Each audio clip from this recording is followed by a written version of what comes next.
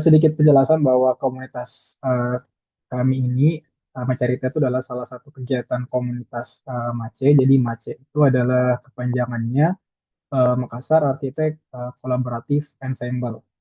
Jadi komunitas ini terbentuk karena adanya keresahan-keresahan ya para rekan-rekan arsitek di Makassar yang sebenarnya ingin menambah wawasan yang lebih jauh sebenarnya, menambah wawasan pengetahuan dari berbagai sumber ataupun pemateri yang ada di luar Makassar ataupun di dalam Makassar itu sendiri. Jadi tujuan komunitas kita ini terbentuk itu untuk mendorong dan meningkatkan pembelajaran. Jadi kita mendorong dan meningkatkan pembelajaran serta pengetahuan tentang arsitektur dan ilmu yang terkait di bidang arsitektur. Jadi komunitas kita kali ini adalah sebagai istilahnya sebagai sarana ya, sarana tempat diskusi, sharing, belajar bersama terkait isu-isu di arsitektur khususnya di Makassar. Seperti sekedar informasi bahwa komunitas kita ini sebenarnya bukan hanya untuk eh, anak Makassar sendiri ya, karena mungkin namanya yang ada Makassar, tapi sebenarnya komunitas kita ini lebih luas secara nasional. Karena kegiatan-kegiatan kita selama ini itu masih eh, Masih berada di webinar online ya. Jadi eh, apa namanya peserta-pesertanya itu berasal dari berbagai macam daerah ya dari Makassar, bukan hanya Makassar. Baik. Untuk mewujudkan tujuan itu ya, tujuan untuk meningkatkan atau mendorong pembelajaran, makanya kegiatan ini kami bentuk ya, yang namanya Macerita. Oke. eh Macerita kelima kali ini kita bekerja sama dengan Ikatan Arsitek Indonesia Sulawesi Selatan ya. Jadi alhamdulillah hari ini kita bekerja sama dengan Ikatan Arsitek Indonesia Sulawesi Selatan untuk pemenuhan nilai KUM ya, karena beberapa praktisi arsitek yang ingin melaksanakan webinar ataupun eh, apa kegiatan pengembangan kompetensi seperti ini biasanya meminta nilai KUM untuk eh, tuntutan profesi di IAI. Baik, mungkin di sini kita ada acara pertama itu kita ada sambutan atau penyampaian dari pihak pengurus Ikatan Arsitek Indonesia Sulawesi Selatan yang telah hadir di sini Ibu Arsitek Syahri Yunita Syahrudin YI sebagai Ketua Ikatan Arsitek Sulawesi Selatan. Mungkin sedikit ada penyampaian dari Ibu Nyu. Mungkin silakan Ibu Nyu. Ya, baik. Bismillahirrahmanirrahim. Assalamualaikum warahmatullahi wabarakatuh. Waalaikumsalam warahmatullahi Selamat wabarakatuh. pagi semua rekan sejawat. Mohon maaf sebelumnya saya belum terima background, jadi saya tidak menggunakan background ya. Jadi terima kasih atas kesempatannya dari komunitas Amace akan kegiatan kita kali ini. Sebelumnya saya mau menegur dulu pemateri kita hari ini ada Arsitek Januar. Selamat pagi. Selamat pagi Bu, Uh, salam hormat, salam ya, dari Bandung. salam. Ya, salam.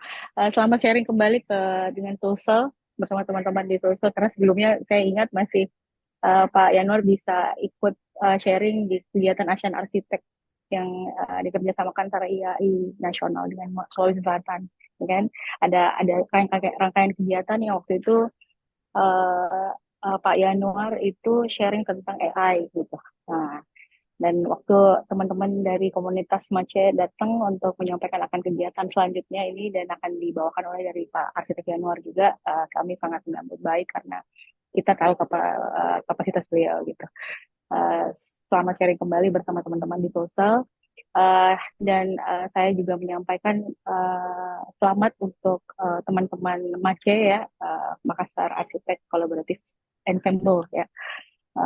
Yang kita lihat bagaimana kegiatan-kegiatan Macarita ini sudah yang kelima dan kita berharap ini bisa terus berkelanjutan secara konsisten karena peran komunitas ini menjadi bagian dari program kerja kami di Sulsel, menjadi bagian dari visi misi kami bahkan di Sulsel.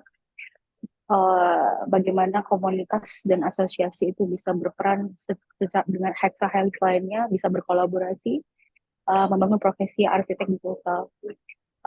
Kami melihat dengan tumbuhnya teman-teman arsitek atau komunitas arsitek seperti Mace ini sangat baik, menjadi pertanda bahwa iklim arsitektur di Sulsel ini menjadi semakin baik dan ini akan menjadi bekal untuk profesi kita ke depan.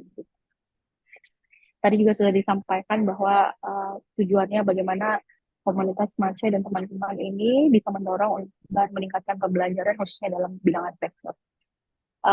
Mungkin yang terakhir yang bisa saya sampaikan, semoga hari ini kita bisa mendapatkan sedalam-dalamnya seluas-luasnya ilmu dari pemateri, uh, di mana karya-karya beliau bisa menginspirasi kita, dan kita juga kemudian berharap karya-karya kita juga bisa eksis bukan hanya pada pembangunan di sosial pada khususnya, tapi menjadi pembangunan yang karyanya berkontribusi untuk presiden arsitektur yang berkelanjutan. Karena saya lihat hari ini kita melihat temanya responsibility arsitektur.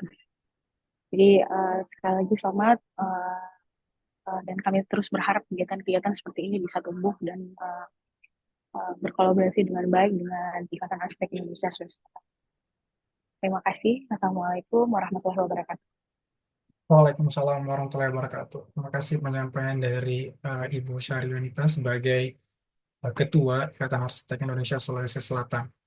Baik, selanjutnya di sini saya akan membacakan short CV pemateri ya. Jadi mungkin teman-teman sudah lihat pematerinya. Ada Pak Arsitek Yanwar, PFM IAIA. Jadi sebelumnya saya akan share screen dulu short CV beliau. Akan membacakan short CV beliau.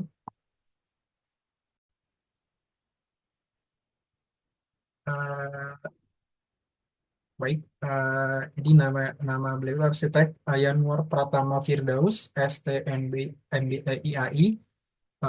Perusahaan beliau, bironya itu adalah Accent Responsible Architecture, berhome base-nya itu di Bandung ya, di Jalan Kiarasari Raya, Bandung. Mungkin di sini saya lanjut saja tentang sejarah eh, karir beliau dari riwayat pendidikan. Beliau itu adalah lulusan dari Universitas Katolik Parayangan, jurusan Teknik Arsitektur tahun 2005 sampai 2009. Lulusnya tahun 2009. Terus beliau melanjutkan studinya di Magister Bisnis ITB, jurusan Creative and Cultural Entrepreneurship di tahun 2015 dan lulus tahun 2017. Beliau juga aktif di beberapa organisasi, ya. Ada ada yang paling terakhir sekarang itu beliau termasuk juga dalam pengurus ya di Ikatan Arsitek Indonesia Jawa Barat sebagai Ketua Divisi Kajian Arsitektur. Jadi ini pengalaman pekerjaan beliau ya, bukan hanya pengalaman organisasi ya. Beliau juga ternyata pernah eh, ikut atau join di eh, Biro PT Urbane Indonesia tahun 2009 dan 2009 sampai 2012. Dan hingga sekarang mulai dari tahun 2018 beliau membangun biro sendiri yang bernama Accent Responsible Architecture. Untuk penghargaan di sini saya rasa cukup banyak ya. Beliau mendapatkan penghargaan dari mulai tahun 2011 hingga 2022 ya. Jadi cukup banyak. Mungkin di sini saya akan bacakan tiga terakhir saja.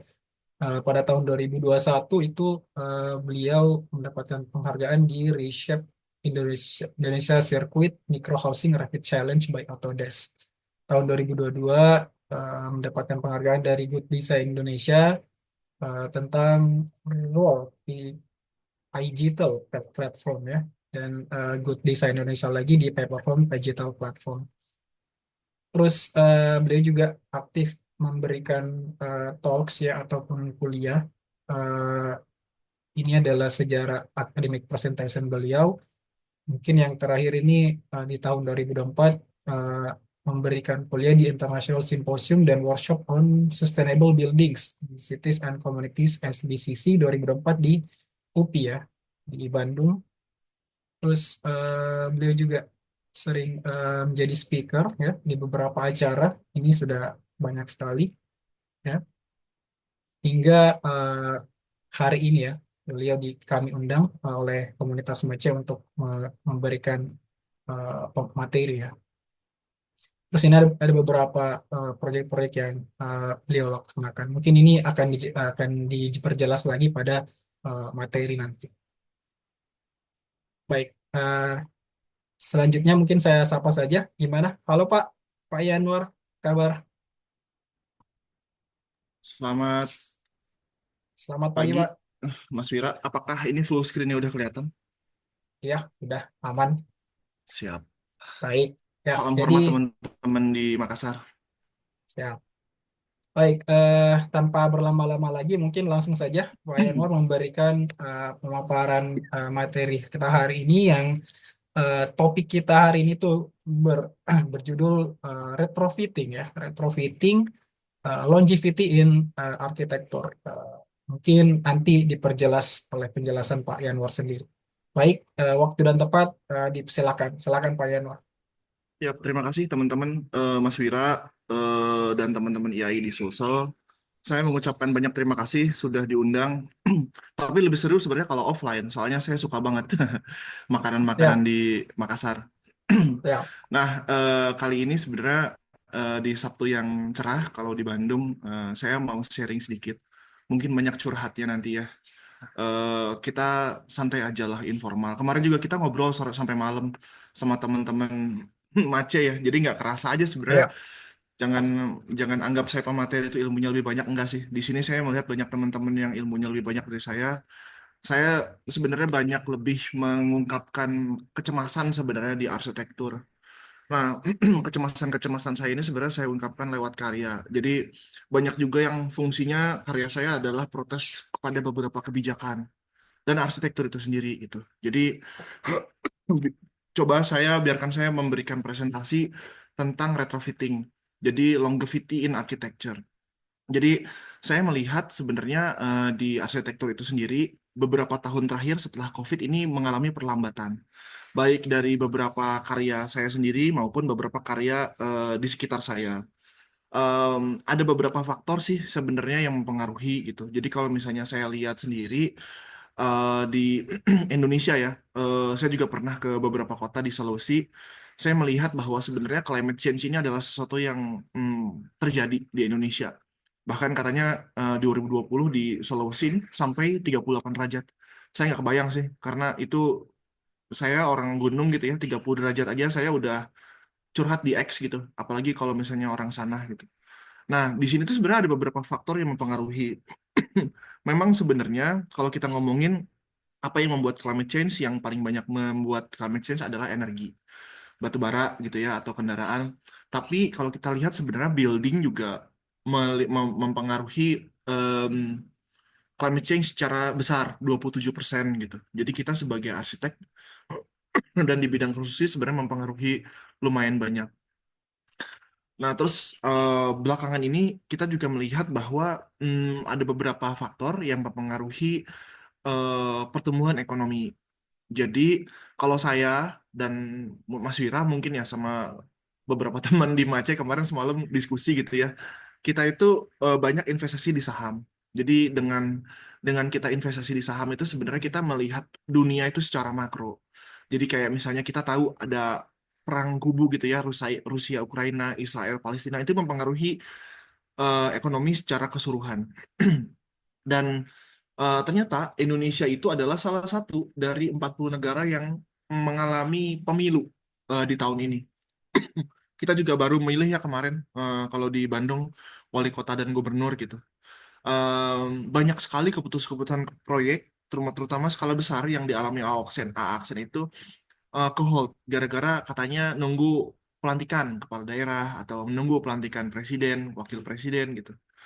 Jadi memang kita banyak risetnya sebenarnya tahun ini. Karena kalau project sebenarnya nggak terlalu bagus sih kalau kita. Terus misalnya kalau kita ngomongin growth projection juga sebenarnya Asia itu tidak terlalu bagus. Jadi kalau misalnya Pak Mulyono bilang kenaikan ekonomi 5%, sebenarnya saya juga nggak terlalu percaya sih. Itu kalau di saham namanya window dressing. Window dressing itu adalah mempercantik laporan keuangan. Padahal aslinya nggak begitu bagus gitu. Em, saya merasa sebenarnya apa ya, komentar saya ini atau kritik saya ini sebenarnya saya juga mungkin diamini oleh beberapa teman di sekitar kita gitu. Bagaimana kita nilainya tetap tapi lama-lama deflasi gitu. Kalau beberapa tahun lalu mungkin 100.000 rupiah itu kita bisa jajan beberapa hal. Tapi kalau sekarang kalau kita jajan di GoFood itu kayak nggak ada artinya gitu, uang 100.000. Nah, artinya bahwa beberapa tahun ke depan mungkin kalau kita mungkin tidak berupaya memperbaiki keadaan, kayaknya ekonomi kita akan memburuk dan mungkin terjadi resesi yang lebih panjang. Lalu eh, di Aksen sebenarnya tahun ini sebenarnya kita menyadari ini dari Oktober 2023 ketika sorry,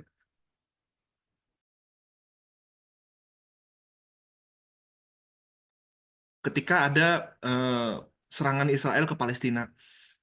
Klien kita McD selalu memberikan apa ya namanya overlook secara makro, dan mereka bilang bahwa kita stop dulu pekerjaan. Bayangin ketika semenjak 2020 kita banyak sekali mengerjakan project McD di beberapa kota di Indonesia.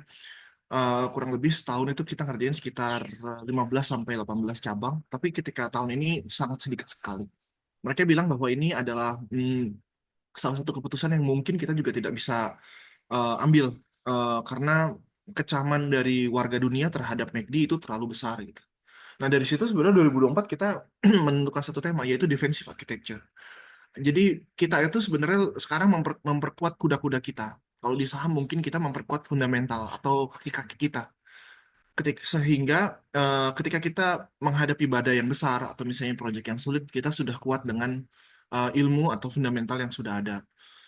Di sini ada beberapa poin kalau saya mau screening sedikit, sebenarnya ada adaptability, bagaimana kita ikut terhadap perubahan zaman. Terus yang kedua adalah bagaimana kita melihat bahwa active aging itu adalah satu potensi, bukan satu kendala. Terus bagaimana juga membuat building construction yang efisien. Terus kita juga membuat regeneratif. Jadi desain itu bisa didaur ulang, teman-teman.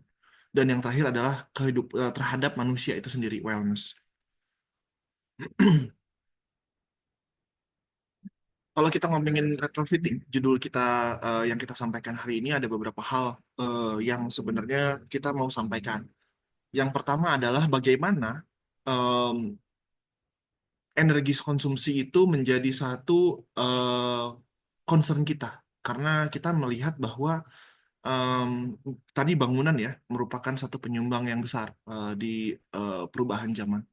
Terus yang kedua adalah bagaimana kenyamanan dalam satu fungsi bangunan. Terus bagaimana caranya kita memperbaiki kualitas termal dan udara, lalu kita mengurangi carbon footprint, dan yang paling penting adalah memperpanjang usia bangunan. Jadi aksen ini, kalau teman-teman lihat secara karir saya, sebenarnya saya lulus dari Unpar 2009, terus murtad dari arsitektur selama kurang lebih 7 tahun. Saya tidak mengerjakan arsitektur sama sekali selama 7 tahun. eh, yang saya lakukan adalah saya bikin satu agency ya, kalau kata Gen Z sekarang yang keren-keren itu, ngerjain aktivasi brand, bikin grafis gitu. Nah, satu saat sebenarnya ketika saya, bahkan saya S2 pun ambilnya bisnis MBA, saya rasa bahwa sebenarnya memang passion saya adalah di arsitektur. Sehingga kalau misalnya saya bandingkan dengan teman-teman saya seangkatan, saya sudah sangat jauh tertinggal pada saat itu. Dan yang saya lakukan sebenarnya belajar banyak sih tentang fundamental arsitektur itu sendiri. Jadi kalau misalnya zaman dulu Belanda tentang apa namanya ketukangan, saya banyak belajar dari konstruksi dulu. Saya desain and build, baru saya memulai pure accent di tahun 2018. Yang saya lakukan sebenarnya banyak R&D, terus menjadi bisnis partner, terus bikin modulasi, bikin beberapa gerai komersial gitu ya. Terus kita bikin satu media di tahun 2022 yang dapat Award Good Design Indonesia. 2023 kita bikin Amular, modulasi desain yang kita pakai sampai sekarang. Dan 2024 kita banyak merenov. Nah, proyek renovasi ini adalah proyek yang mungkin tidak seru dibahas oleh biro-biro lain. Cuma di presentasi kali ini kita ngebahas beberapa proyek yang terkait dengan renovasi. Ternyata memang renovasi itu semenarik itu kalau menurut kita. Karena kalau kita masuk ke negara kemarin, contohnya saya pameran di Kuala Lumpur, ya WKL gitu ya. Main masuk juga ke kota Malaka di Malaysia atau di kota Berlin di Jerman, kota London. Mostly lebih dari 90% proyek yang dikerjakan oleh arsitek muda adalah renovasi. Jadi eh, kalau di kota-kota sini kan sebenarnya industrial itu dibuat-buat. Tapi kalau di beberapa kota itu memang dibuat. Jadi kalau kata-kata warga netizen X itu adalah arsitektur mangkrak atau arsitektur setengah jadi. Karena ngekat kos seadanya gitu ya. Tapi memang itu yang kita hadapi. Sebenarnya bagaimana memperpanjang usia bangunan dengan mempertahankan semaksimal mungkin. Em, kita ngomongin tentang retrofit arsitektur, kita mengerjakan satu McD di kota Bandung namanya Istana Plaza. McD ini sebenarnya sudah berubah dibandingin mungkin beberapa puluh tahun lalu. Saya mengalami McD tahun 90-an gitu ya, di mana McD itu adalah satu happy place. Em, Sekarang dengan struktur yang sudah ada, kita memperbaiki apa yang fungsinya berubah. Contohnya simpelnya sekarang pemesanan McD atau beberapa restoran lain itu lebih besar ketika mereka pesanannya online. Jadi ternyata saya lihat di YouTube kemarin ternyata lebih cepat datang GoFood dibandingin sama McDelivery gitu. Banyak promonya, lebih cepat sampainya gitu. Drivernya lebih banyak gitu. Dan ya yang paling penting lebih murah katanya. Project pertama yang saya mau present adalah satu kafe kecil di Bandung namanya Mutoloka. Ini kawasan heritage ya di Bandung. Tapi sudah tidak kelihatan heritage. Ini yang sebelumnya, ini yang sesudahnya bagian bawah. Kita bisa lihat bahwa kita malah lebih banyak menghancurkan bangunan yang tidak penting. Jadi bangunan lamanya itu sudah terlalu apa ya, crowded gitu, terlalu rumit sehingga kita banyak kurangi aja sebenarnya area-area yang tidak penting. Yang kita lakukan adalah mengurangi mungkin lebih dari 100 meter persegi sehingga kita mendapatkan bangunan aslinya kita zaman Belanda gitu. Jadi memang kita buat as is aja. Karena di Bandung saya rasa sebenarnya untuk berjemur, untuk menikmati suasana senja gitu, itu enak banget sambil ngopi gitu, sambil selonjoran. Kemudian kita lihat bahwa ada beberapa ini ya, contohnya yang kiri atas ini lorong bangunan yang dibangun, terus kita jadikan kursi selonjoran untuk biasanya kalau pagi-pagi pelari sudah lari 5 kilo, 10 kilo ini nongkrong di sini. Terus kita juga menghancurkan beberapa bangunan samping yang tidak perlu. Karena kita lihat dokumen asli bangunannya, nggak ada nih bangunan-bangunan ekstensi ini. Taman belakang pun kita ciptakan, terus bangunan asli kita perkuat strukturnya dan kita buat beberapa bukaan supaya energi konsumsinya lebih baik. Kenapa kita kasih bukaan dan bukaan besar-besar? Karena pada saat zaman aslinya ini fungsinya rumah. Jadi kalau memang kita konversi jadi suatu fungsi komersial, pasti ada beberapa perubahan yang terjadi. Terus ini kebiasaan bangunan Art Deco menamai satu bangunan dengan nama anak perempuannya mereka. Jadi kalau misalnya eh, nama anak perempuan saya adalah Megawati gitu ya. Nah, ini ditulisnya Megawati nih di sini. Nah, kalau di sini nama anak perempuannya pada saat itu mungkin Tilujen. Jadi memang itu yang kita pertahankan untuk jadi cerita. Jadi memang itu adalah kekhasan satu daerah di sini. Terus di bawah si Tilujen ini kita memberikan satu deskripsi eh, bagaimana kita menghargai satu bangunan dengan memperpanjang usia bangunan tersebut. Karena kalau dari owner secara budget mereka oke-oke aja kalau mau dirubuhin. Tapi saya berpikir bahwa sayang lah kalau misalnya dirubuhin buat apa juga. Toh ini bisnis gitu sewa. Lebih baik kita perpanjang aja usia bangunannya. Dan mereka sebenarnya agak ragu gitu. Emang bisa ya bangunan kayak gini dipertahankan? Saya bikin beberapa skenario gitu dan saya kekeh aja sih untuk membuat bangunan ini dipertahankan sesuai dengan aslinya.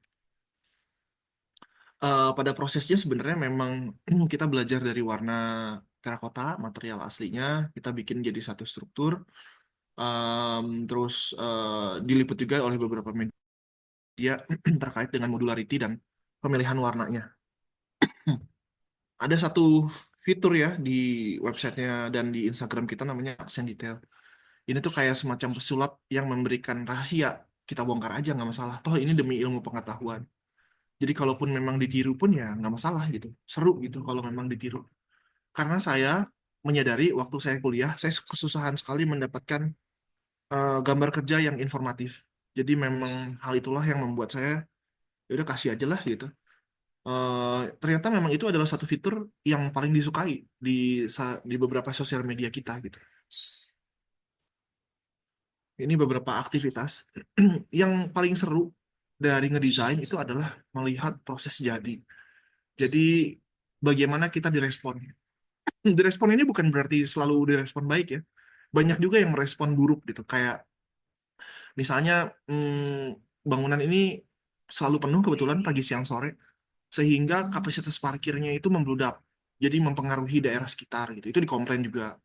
Kalau saya sih sebenarnya kalau lagi bete gitu ya, saya senang banget baca Google review karena itu hiburan buat saya gitu. Lucu-lucu aja gitu. Ada yang bilang bahwa kasirnya galak gitu ya. Ada yang bilang bahwa bangunannya jadul gitu. Ada yang bilang merespon positif juga gitu.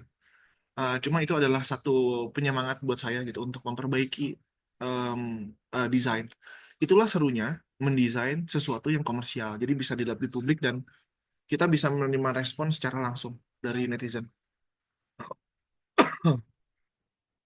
Lalu yang kedua, ini adalah satu kawasan yang besar. Bentar. Ceritanya, pada tahun 40-an, Soekarno itu akan memindahkan ibu kotanya ke Bandung. Karena satu dan lain hal. Nah, dibuatlah ini sebagai central station untuk kereta api. Namanya adalah kawasan Stasiun Laswi atau Jalan Sukabumi. Tapi ternyata bangunan ini tidak terpakai semenjak difungsikan, sehingga terbengkalai. Kita ditunjuk oleh Wika dan Diandra untuk mendesain prelimnya. Jadi, walaupun posisinya sempit, terbengkalai kecil, tapi ternyata ini adalah cagar budaya tipe A. Jadi, seperti beberapa kota di Indonesia yang memiliki cagar budaya, seperti di Makassar juga ada ya, skalanya nasional gitu. Intinya sih tidak boleh dirubah. Jadi strukturnya pun harus dipertahankan. Kalaupun memang kita menambahkan seperti ini ya, bata-bata seperti ini, mengurangi sedikit misalnya, itu harus melewati proses sidang yang sangat panjang. Sehingga memang harus seminim mungkin perubahannya. Lalu yang kita lakukan sebenarnya ya simpel, kita membuat satu kawasan komersial yang besar gitu ya. Kalau mungkin referensi seperti M Block, kita membuat plaza-plaza yang besar, mempertahankan bangunan yang aslinya, tapi memberikan suatu nuansa modern pada bangunan yang sudah ada. Ini kawasannya sudah sangat besar ya, 12 hektar. Jadi kita mendesain atas dan bawah yang semuanya dihubungkan dengan tram.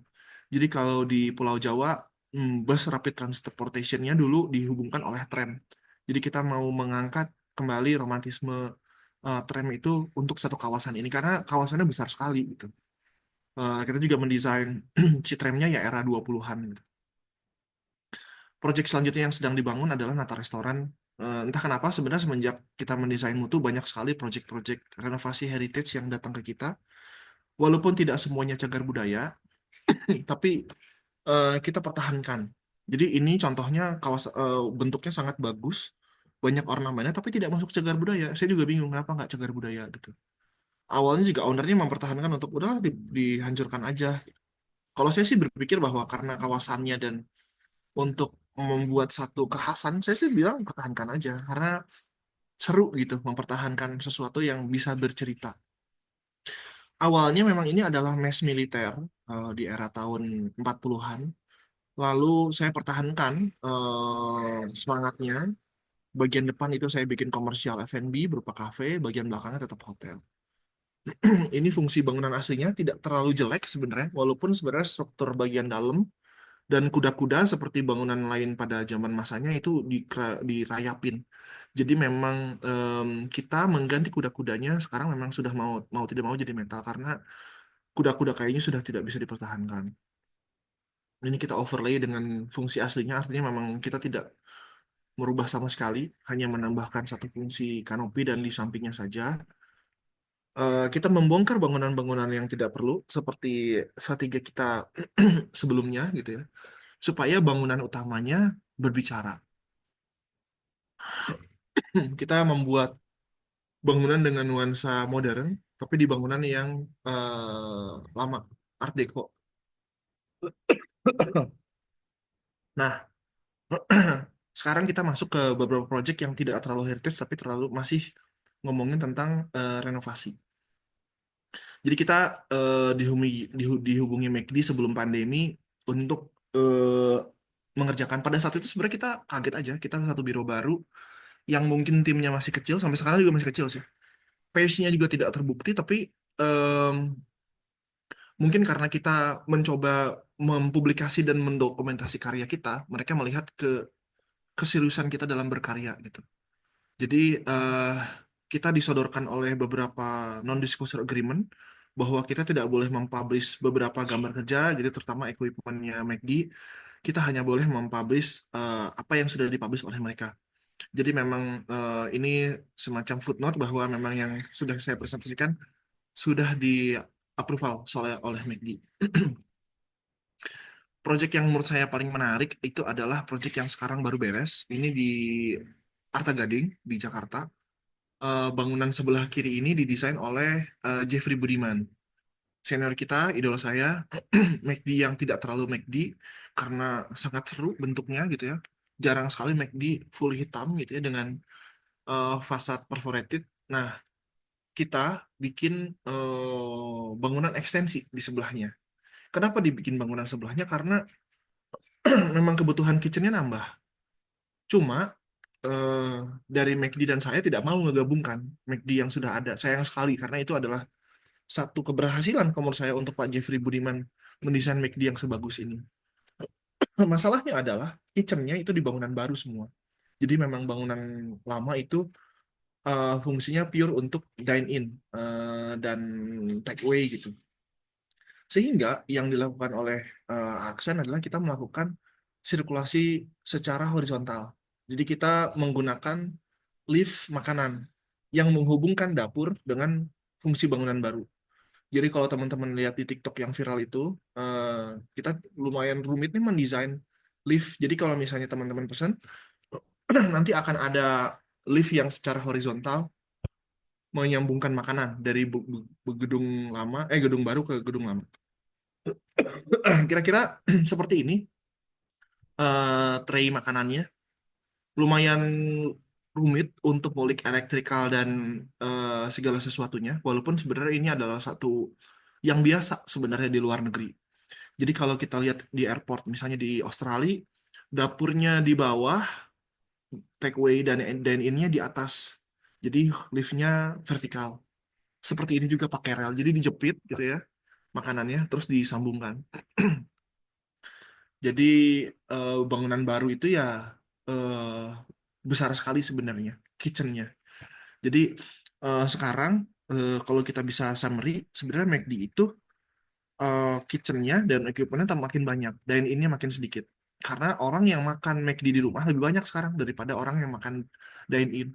Berbeda ketika saya waktu zaman kecil dulu, McD itu adalah satu selebrasi. Ketika saya misalnya naik kelas, teman ulang tahun gitu ya, atau misalnya syukuran apa gitu, pasti di McD atau di beberapa fast food lainnya. Cuma kalau sekarang kayaknya lebih seru di rumah gitu. Makanya mereka memperbesar kapasitas dengan menambahkan equipment dan kitchen. Nah, kalau teman-teman lihat McD yang biasa seperti ini, mereka tuh selalu membuat rumusnya adalah blade. Blade itu adalah balok putih dan ribbon. Ribbon itu adalah portal warna merah. Udah selalu seperti itu seluruh dunia template-nya. Itu yang kita alami memang beberapa tahun terakhir. Jadi memang tidak boleh dirubah nih. Kecuali kalau kayak di Manado ya. Kalau teman-teman lihat yang warna kuning di samping pantai itu sebelum template-nya dibuat. Tapi mungkin puluhan McD yang kita buat bentuknya seperti ini. Nah, kita mendesain beberapa spesial desain. Salah satunya adalah McD yang di Arta Gading dan di Kelapa Gading. Karena kita ngeyel. Kita bilang bahwa McD bosan banget kalau gitu-gitu aja. Boleh nggak sih kalau kita memberikan identitas keindonesiaan kita di McD? Karena itu sudah dilakukan oleh beberapa arsitek di luar negeri. Kalau teman-teman lihat di US, di Jerman, di Belanda, wah bagus-bagus banget. Pergulatannya lumayan alot, susah banget, tapi ternyata berhasil. Kita mencoba membuat rajutan rotan sebagai fasad di McD Kelapa Gading. Dan ternyata strateginya berhasil, mereka happy banget gitu ya. Ternyata bisa gitu ya. Cuma memang agak sulit diulang karena cost. Jadi memang si special design ini memang diberikan budget lebih oleh McD untuk kita eksplorasi. Nah, supaya seimbang, tadi ngomongin McD, sekarang ngomongin masjid. Jadi saya aksen ditunjuk oleh Paragon atau kosmetik pria namanya KAF untuk membuat prefab eh, masjid. Ini bukan renovasi, tapi adalah bagaimana dari hal yang berulang itu kita jadikan satu pakem desain. Jadi kita mendesain sudah beberapa masjid di pedalaman di Indonesia. Jadi kalau teman-teman bilang bahwa ini kayaknya saya kayak di kota-kota besar, kayak di Makassar, di Bandung, di Jogja, Jakarta, itu kayaknya masjid mah per 100 meter ya. Iya, jawabannya iya. Tapi kalau kita ngomongin ke Indonesia Timur, contohnya di Pocong Dedeng ini, masyarakatnya kurang lebih harus berjalan sekitar 6 kilo terjal untuk ke masjid terdekat. Artinya memang aksesibilitas itu menjadi satu masalah di pedalaman di Indonesia. Sehingga yang kita lakukan adalah menghancurkan atau merenovasi masjid lama, kita hancurkan, kita buat dengan waktu cepat. Jadi kita membuat masjid prefab. Yang ini adalah karya yang kita pamerkan kemarin di Indonesia Architect Week Kuala Lumpur. Metodenya kalau di sana, bersyukurlah orang Makassar, orang Bandung yang masih bisa menyedot air dari tanah. Kalau di sana airnya seperti di Kalimantan, yaitu airnya gambut. Jadi memang tidak bisa menyedot air. Sehingga yang kita lakukan adalah membuat tada hujan.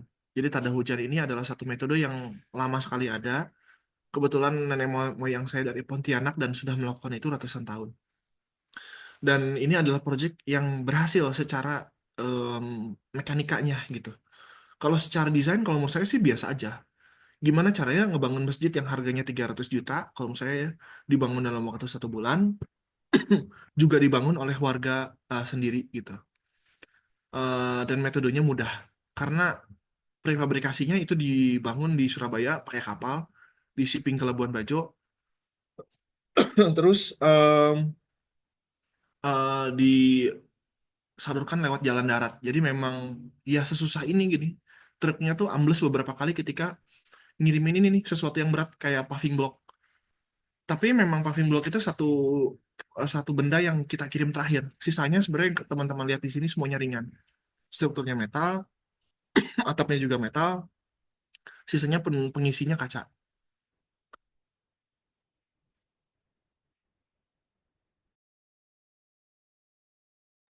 Ini project yang diulang di Pontianak, di tanah kelahiran nenek moyang saya. Ternyata memang pondasi kayu itu terjadi, teman-teman. Jadi kalau di kota kita melihat bahwa pondasi itu beton gitu ya. Kita melihat kalau di Sungai Sisi Kapuas ini ternyata pondasinya kayu ulin seperti di Venice di Italia. Karena tanahnya bergerak. Jadi memang pondasi yang digunakan adalah cerucuk. Jadi full bisa dibilang em, bangunan ini 100% konstruksinya kering. Jadi tidak ada semen sama sekali. Pondasinya kayu, sloofnya kayu, baru di atasnya strukturnya metal. Jadi di pinggir sungai. Jadi wudhunya tidak perlu pakai tada hujan karena kita bisa pakai langsung sedot dari Sungai Kapuas. Ini juga menghancurkan masjid lama, jadi masih masuk renovasi. Yang menarik adalah kita juga bikin dermaga untuk desa seberang. Karena desa seberang ternyata masjid tidak tidak terlalu besar dan tidak terlalu baik. Makanya kita bikin dermaga yang bisa naik turun. Ternyata memang Sungai Kapuas itu debitnya juga naik turun sehingga kita bikin dermaga yang bisa naik turun mengikuti dengan ketinggian Sungai Kapuas. Nah, Mungkin kalau teman-teman mau lihat karya Aksen yang keren-keren banget, itu bisa lihat di Instagram. Kalau kita sekarang sebenarnya menampilkan karya-karya yang sangat sederhana dan renovasi. Tapi kalau saya rasa bahwa ini tuh sebenarnya yang kita hadapi sekarang dan beberapa tahun kemudian. Karena beberapa teman-teman kita, pegawai saya misalnya, adik-adik saya, itu mengalami harga rumah yang sangat mahal.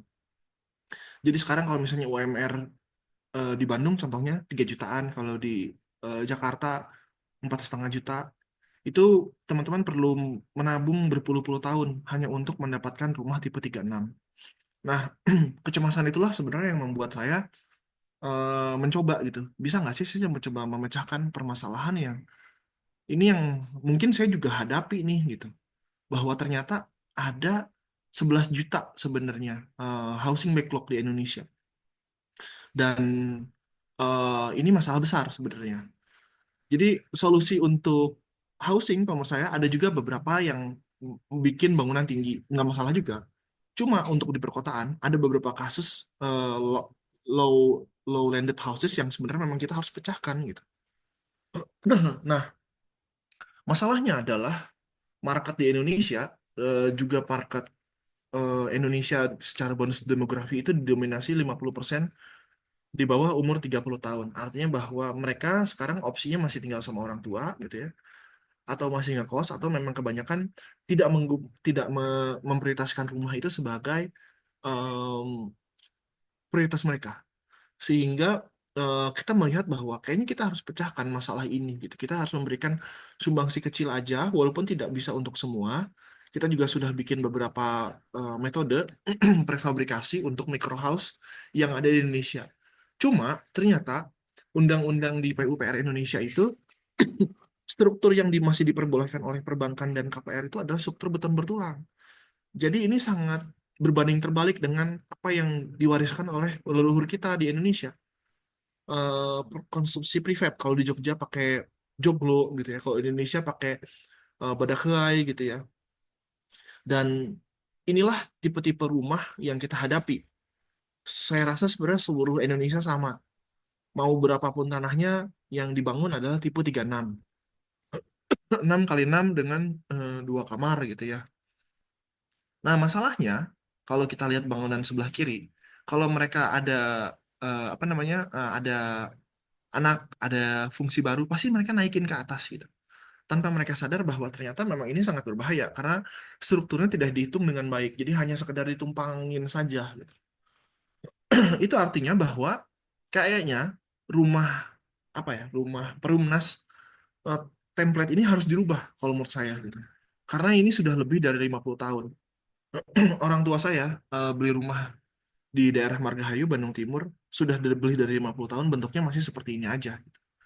Artinya bahwa memang sekarang kita harus merubah template tersebut gitu. Makanya kita membuat satu template, bangunannya low carbon footprint, kecil aja, tapi memang sudah 2 lantai. Jadi sehingga ketika memang harus dimodifikasi, tidak ada modifikasi yang perlu dilakukan secara major.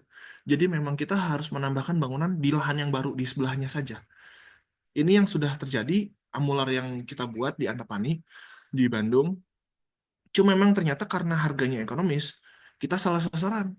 Jadi yang terserap itu ternyata bukan oleh kawasan menengah atau menengah ke bawah, tapi oleh orang yang punya tanah kosong yang ingin lahannya digunakan untuk fungsi residensial sewa atau Airbnb. Jadi ini sangat menarik sebenarnya, seksi banget di Bandung. Dan ternyata ini kan harga bangunannya 400 juta nih satunya. Nggak nyampe 400 juta bahkan pada saat itu. Ini kok okupansinya 80% dan sampai baru setahun udah balik modal. Jadi kalau kita ngomongin perkembangan Amular yang kita desain, kita mau memulai Amular tahun 2021 karena waktu pandemi gabut gitu ya, kita bikin template gitu ya.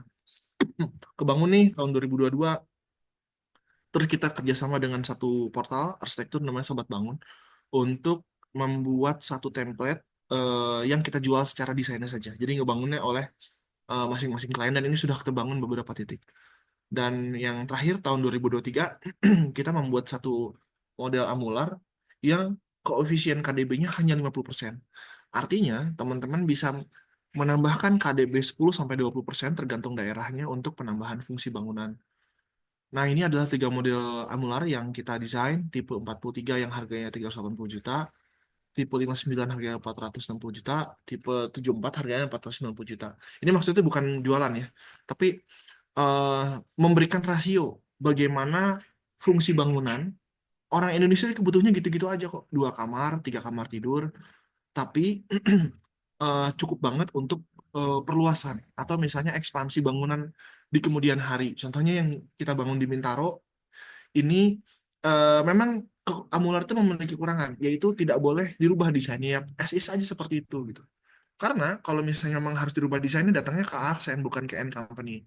N Company ini adalah salah satu sister company-nya si Aksen yang memang fokus terhadap prefabrikasi dan modularity. Dan fungsi-fungsi Amular ini sudah terbangun. Fungsi tambahannya itu adalah kalau yang sekarang dibangun adalah musola sama dapur. Kebanyakan bagian belakang atau bagian samping. Ini kelebihan-kelebihan yang kita gunakan ya. Jadi memang rata-rata sudah full furnish. Jadi orang tinggal bawa koper aja ketika membeli bangunan tersebut.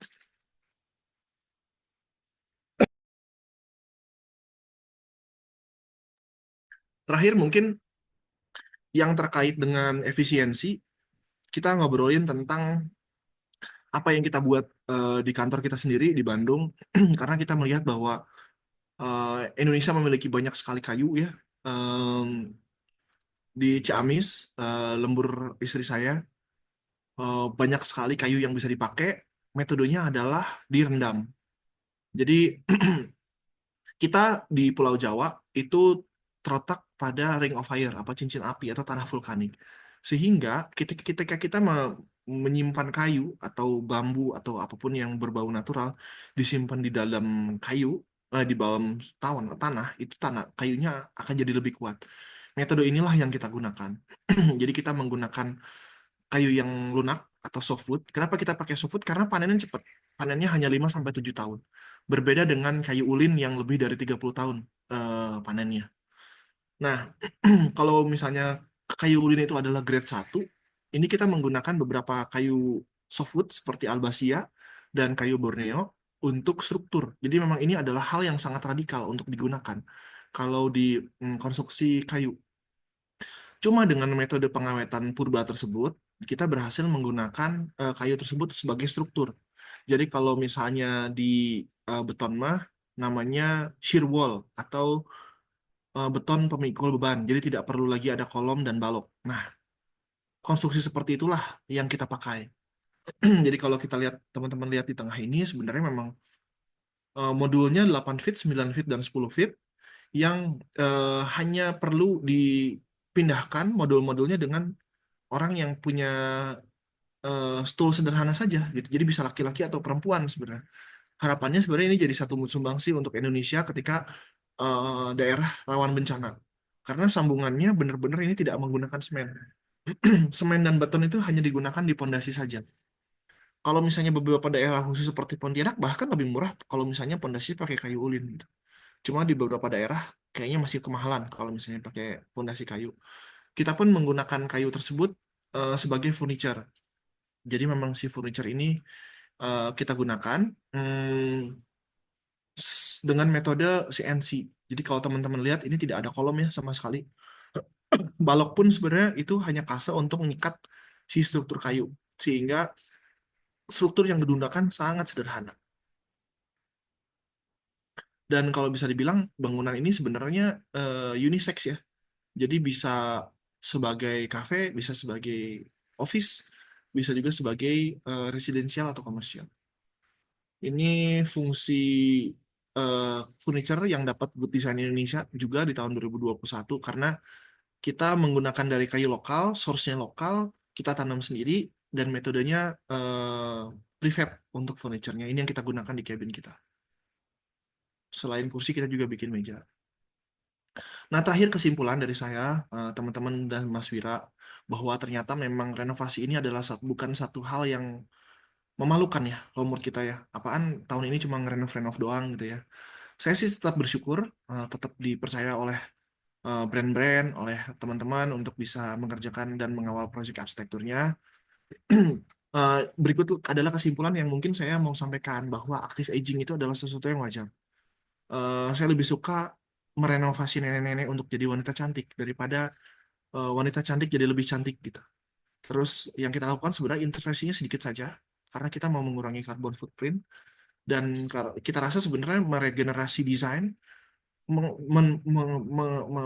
apa namanya mendaur ulang desain itu sah-sah saja asal kita selalu memberikan satu added value di desain yang baru. Dan yang keempat, adaptability ini penting kalau saya terhadap zaman. Kita memikirkan kembali apa sih yang jadi masalah di Indonesia gitu. Itu yang saya mau pecahkan satu-satu. Dan yang paling penting adalah ya kita harus membangun secara bertanggung jawab. Sekian presentasi yang saya sampaikan. Mungkin kita baiknya lebih banyak diskusi ketika tanya jawab saja, teman-teman. Mohon maaf kalau misalnya ada salah kata. Terima kasih. Berikut tadi penyampaian dari saya. Assalamualaikum warahmatullahi wabarakatuh. Baik, Waalaikumsalam warahmatullahi wabarakatuh. Terima kasih banyak pemaparan materi dari Pak Yanuar. Eh, Selanjutnya mungkin kita lanjut ke sesi tanya jawab.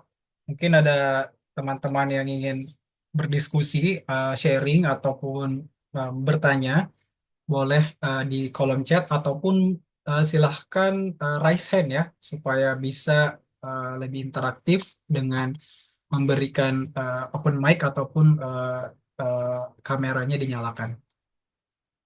Boleh di raise hand ataupun di chat. Oke, ini ada pertanyaan pertama di kolom chat dari Pak Kurnia Arif. Pak Kurnia mau dibacakan saja ya, atau mau raise hand? Baik, atau langsung saya bacakan saja. Jadi ada 3 pertanyaan ini, Pak Yanuar. Saya bacakan saja. Pertanyaan pertama, kategori renovasi yang telah dilakukan untuk mempertahankan bangunan existing dipertahankan berapa persen ya? Jadi mempertahankan bangunan existingnya itu berapa persen? Kategorinya yang Aksen lakukan. Terus pertanyaan kedua, pengulangan atau template desain yang dinilai oleh apanya dalam hal arti pengulangan tersebut? Maksudnya gimana? Pengulangan atau template desain yang dinilai oleh apanya dalam hal arti pengulangan tersebut. Terus nomor 3 itu dengan konstruksi kayu, bagaimana solusi terhadap rayap dan iklim tropis kita? Apakah menggunakan chemical tertentu? Mungkin teknisnya langsung dijawab saja. Jadi kita pertanyaan jawab gitu aja. Jadi Baik, langsung terima saja Pak kasih Yanur. Mas Kurnia. Mungkin saya langsung ke proyeknya saja ya. Ya, Em, Terkait dengan bangunan kayu ini adalah salah satu yang mungkin paling banyak ditanyakan sebenarnya di beberapa seminar karena ini hal yang menarik ya. Ini saya saran sebenarnya arsitek ini harus jadi orang yang merangkap sebagai politikus di DPR apa DPRD gitu untuk merubah undang-undang. Karena menurut saya ini hal yang sangat menggelitik gitu. Ini saya mengajukan PBG ke pemerintahan daerah saya, terus mereka bilang bahwa kalau bangunan kayu mah tidak perlu pakai IMB katanya. Jadi oh, bangun-bangun aja gitu. Lah gimana dong? Ini kan tetap bikin fondasi, saya bilang gitu. Iya Pak, kalau peraturannya memang seperti itu gitu. Jadi kalau Bapak mau, Bapak bikin saja PBG-nya dari bangunan beton. Jadi kalau misalnya Bapak mau bikin bangunan kayu, ya silakan gimana Bapak aja gitu. Nah, artinya bahwa bangunan kayu ini sebenarnya adalah salah satu hal yang jadi alien ya di era modern sekarang gitu. kalian. Padahal masyarakat Indonesia hidup ribuan tahun dengan arsitektur kayu gitu. Em, sayangnya gitu, sakitnya saya sekarang suka banget hunting joglo dari Jogja. Nah, ini menarik nih. Harganya murah 20 juta, 50 juta, yang joglo keraton cuma 80 juta. Kayunya bagus dan tidak dipakai lagi. Karena kayu itu adalah kualitas bangunan yang paling rendah kalau kata PUPR. Sehingga tidak bisa mendapatkan akses sosial seperti Vaskes, BPJS gitu. Sehingga rumah-rumahnya yang kayu-kayu itu dibongkar, dibikin bangunan beton gitu. Sayang sekali gitu. Nah, orang yang mengerti seperti saya kerjaannya hunting. Jadi seru banget. Dapat joglo-joglo yang mahal-mahal, bagus-bagus untuk saya simpen aja gitu. Nah, pertanyaan dari Mas Kurnia saya coba jawab. Nah, kalau misalnya mungkin pertanyaannya atau jawabannya masih kurang ini nanti kita diskusi Mas Kurnia. Yang pertama adalah berapa persen dipertahankan untuk renovasi yang Aksen lakukan. Pertama, untuk renovasi mungkin ini konteksnya adalah cagar budaya ya. Ya. Kalau cagar budaya, biasanya kita melihat dulu eh, dokumen lamanya. Biasanya dokumen lama itu kita dapatnya dari Tropenmuseum di Belanda. Kita melihat aerial atau drone kawasan. Saya nggak tahu zaman dulu mungkin pakai pesawat kali ya foto drone-nya gitu. Saya lihat bentuk atapnya saja gitu. Artinya ketika waktu itu mendesain mutu, oh ini di, di drone ada nih. Artinya bahwa bangunan ini itu memang aslinya ya hanya kotak ini saja gitu. Bagian belakang itu sebenarnya hanya suportif aja. Makanya ketika sudah ada pegangan dokumen lamanya, kita bergerak. Jadi memang kita mempelajari kesejarahannya dulu. Terus yang kedua, apa kaitan fungsi terhadap fungsi lama? Apakah ada yang masih bisa dipertahankan apa tidak? Jadi kalau kita ngomongin presentasi Pak Kurnia, udah pasti beda-beda. Cuma kita pelajari dulu seperti apa dokumen lamanya. Terus yang kedua, pengulangan atau template desain yang dinilai apanya dalam pengulangan tersebut. Jadi pengulangan itu kalau kita ngomongin komersial ya, saya juga mengerjakan beberapa brand fast food lain, tapi tidak boleh disebut. Mereka menggunakan template dari pusat, atau dari US, atau dari Jepang, gimana negaranya. Yang memang kita hanya merubah mungkin hanya 20%-nya saja, gitu. Cuma untuk beberapa desain saya bandel, gitu. Kayak yang Kelapa Gading, apa ya, atau di Arta Gading tadi, gitu. Karena saya gatel, ini kayaknya bisa kita rubah deh, jadi sesuatu yang lebih menarik, gitu. Makanya bisa dibilang ini proyeknya 1:20. Jadi setelah kita ngerjain 20 proyek baru dikasih nih satu spesial desain gitu. Dan mereka pun mau untuk ngulik ini gitu. Artinya costnya mereka jadi lebih tinggi ya gitu. Terus pertanyaan yang terakhir adalah kayu. Kayu dan rayap itu adalah salah satu hal yang sangat wajar di Indonesia apapun ya. Saya ingat waktu almarhum Pak Eko Prawoto masih tinggal di rumahnya, saya pernah main ke rumahnya.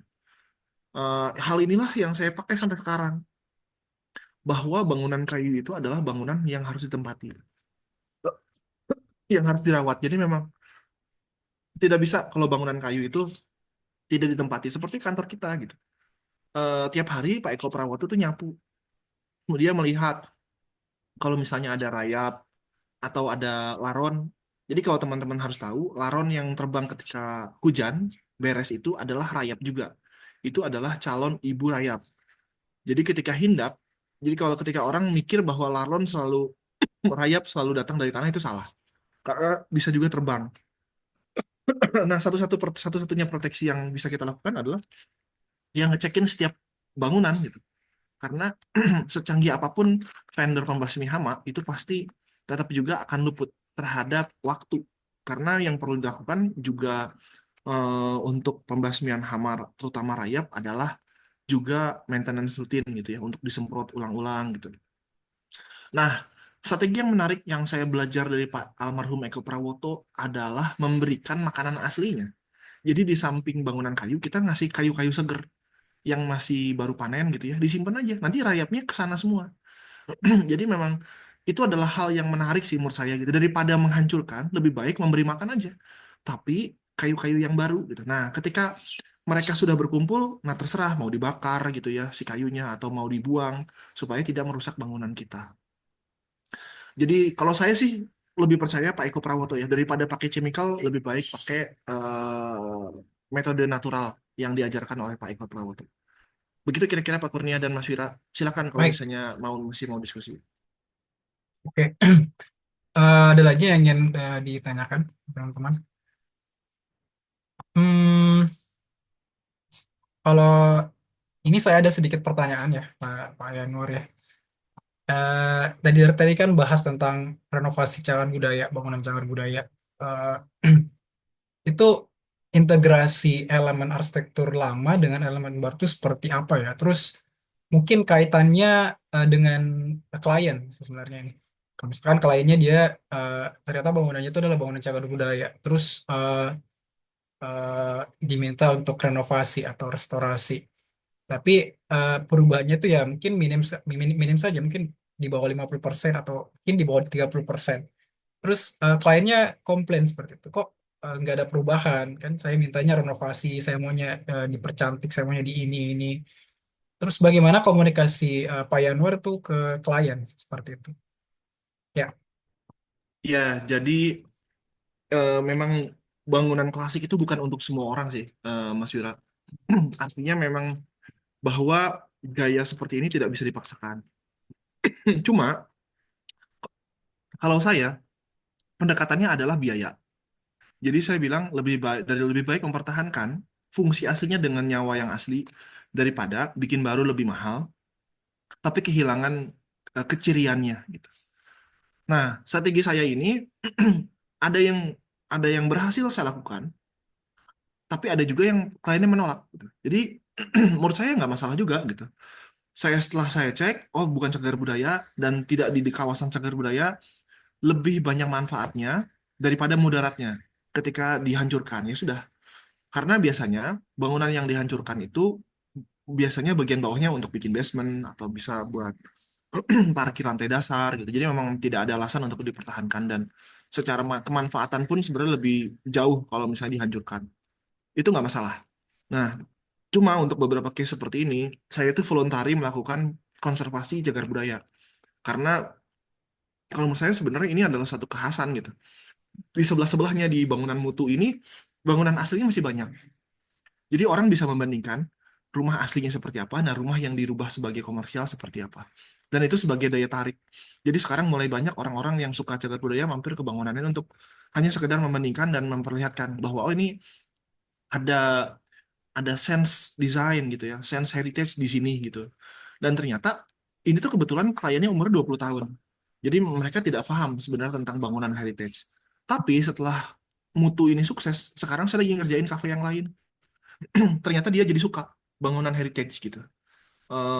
Dan setelah dijelaskan sebenarnya ternyata memang kliennya suka. Walaupun ternyata bangunan heritage itu menyimpan 1000 masalah gitu. Entah kuda-kudanya dirayapin gitu, atau misalnya dindingnya kropos, atau misalnya dindingnya lembab gitu. Tapi itu adalah masalah teknis yang bisa bisa kita pecahkan lah secara teknis.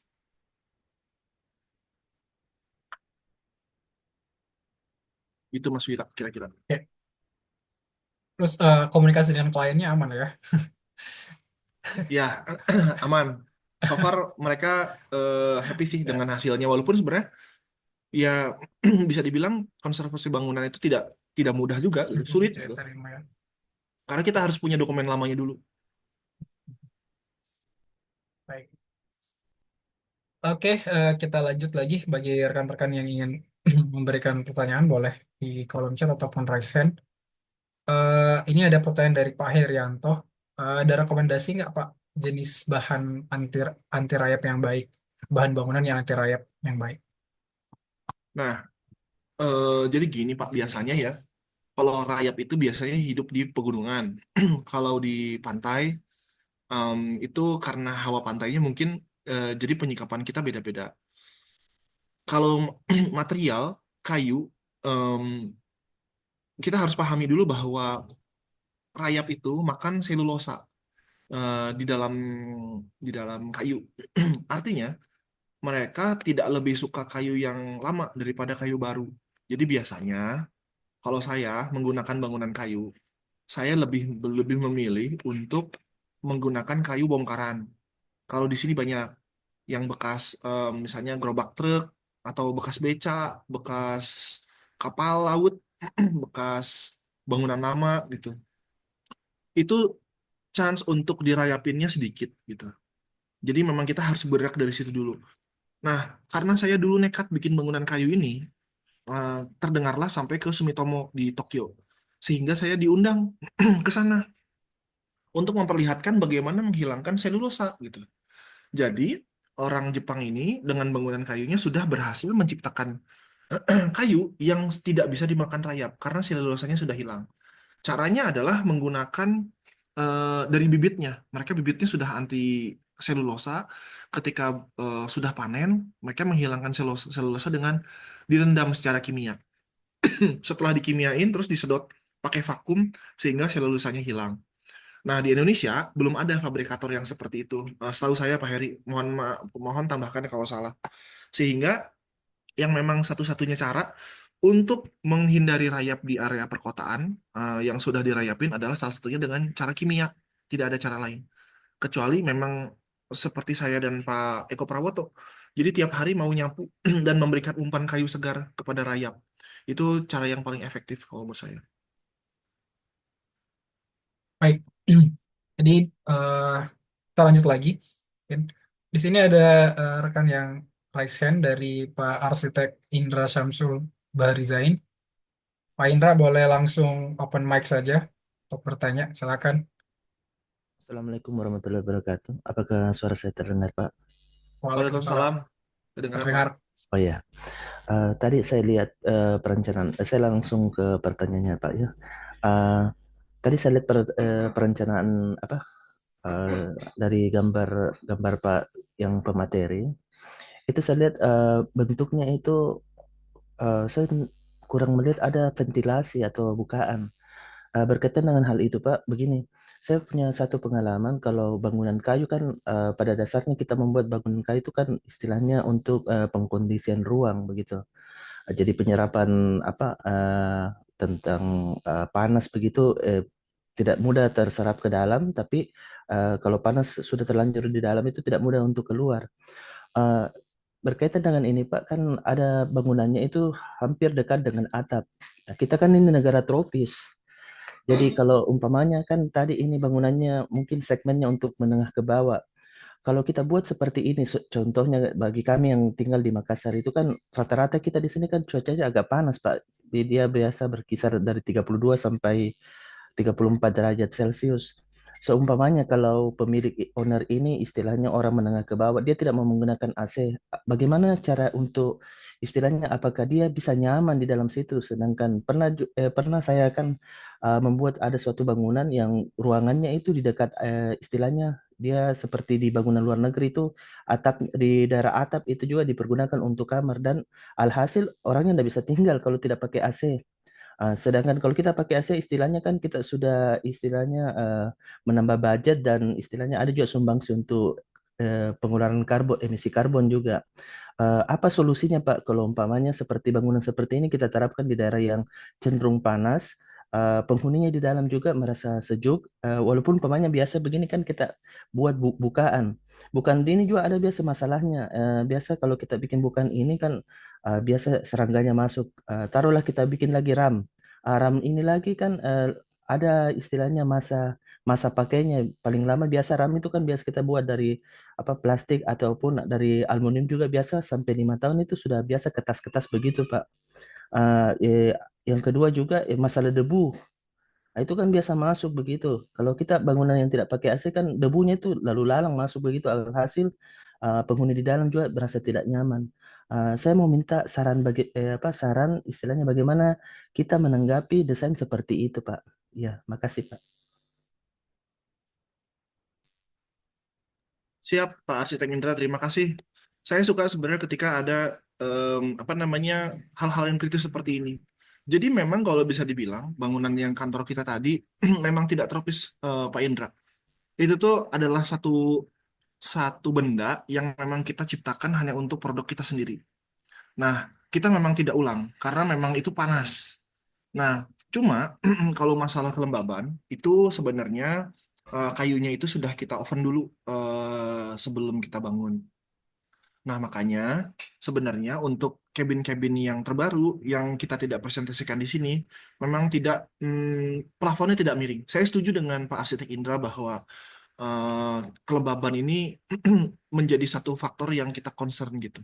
Dan ternyata memang cabin kita ini sampai sekarang alhamdulillahnya tidak ada rayap sih. Cuma memang ternyata memang di bagian atas itu panas. Itu jadi hal yang sangat concern buat kita. Yang kita lakukan di cabin yang kita buat sekarang ini, kita sebenarnya memberikan lubang di bagian sini sih Pak, di bagian atap. Itu untuk mengurangi panas, untuk mengurangi hawa atas di plafon. Cuma memang di bagian bawahnya, bagian sini kan sebenarnya nggak perlu pakai AC ya. Kita tidak menggunakan AC di sini karena memang ini Bandung juga. Tapi ini beda kasusnya ketika ini diletakkan di Makassar. Ini pasti sudah pasti panas gitu. Memang bangunan ini pasnya hanya di titik ini saja. Kita melihat orientasi matahari, kita melihat suhu rata-rata gitu. Dan biasanya kita menggunakan bagian atas itu hanya ketika kita accent talks, podcast seperti ini gitu. Jadi memang kita hanya menggunakan AC hanya ketika ketika ini aja, apa namanya, podcast saja. Bagian bawah kita gunakan sebagai untuk tempat kerja, dan ini jarang banget sih kalau kita pakai AC karena posisi kantor kita di Dago, Bandung Utara. Jadi memang bentuknya bisa dibilang kita harus ngejar stylish dulu, over function. Jadi kalau kita ngomongin fungsi, bisa dibilang kalau ini digunakan di Jakarta atau Makassar udah pasti panas, nggak bisa. Jadi memang perlu ada penyesuaian-penyesuaian lain ketika berpindah tempat. Makanya modulasi tadi untuk yang menengah, kita menggunakan sesuatu yang sangat sederhana. Artinya atapnya miring, terus banyak lubang ventilasi gitu ya. Terus juga plafonnya juga datar gitu ya, sehingga ada ruang alir udara panas yang langsung keluar. Tapi terima kasih banyak masukannya Pak Arsitek Indra. Itu buat kita jadi satu nutrisi untuk kita mendesain lebih baik lagi. Terima kasih Pak. Ya, terima kasih banyak Pak atas jawabannya. Ya. Baik, saya kira cukup jelas. Untuk pertanyaan selanjutnya ini dari Adrian ya, Adrian. Terkait arsitektur aksen yang katanya datang dari kecemasan dan kritik terhadap sesuatu. Nah, itu gimana caranya menerjemahkan perasaan tersebut ke dalam arsitektur? Jadi, kecemasan dan kritik itu muncul ke dalam arsitektur. Mulainya dari mana dan mengapa sebuah perasaan bisa menjadi arsitektur? Mungkin langsung saja, Pak Yanor. Ya, ini sambil ceramah sedikit karena baru Ceramah. pengajian kemarin. Jadi saya sempat tanya sama ustadz saya gitu, tujuan kita tuh hidup apa sih gitu. Iya, ustadz saya terus jawab gitu, ini kamu dalam lagi apa sih, lagi midlife crisis apa gimana nanya seperti ini, dia bilang. Ini mungkin generik ya, jawabannya untuk bisa semua agama.